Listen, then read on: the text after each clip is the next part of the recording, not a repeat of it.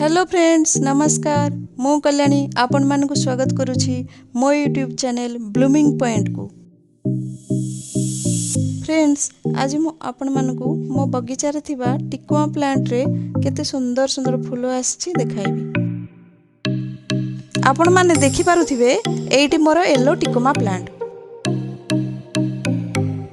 Tecoma plant को साधारणतः तले लगा जाए। तले लागिले प्लांट बहुत बड़ा हुए आउ सेथिरे बहुत सारा फूल फुटे। किंतु मु कुंडरे लगाइछि तथाई मध्य बहुत फूल आसीछि। देखंतु केते सुंदर सुंदर पेंथा सब होईछि।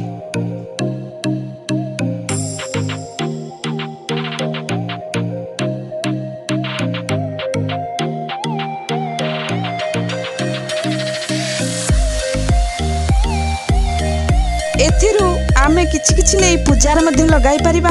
आपण माने मध्ये एपरि छोट कुंडरे टिकोमा प्लांट लगाई परिबे। पूजा पई फूल मिलि जिवो, घरर डेकोरेशन मध्ये होई जिवो।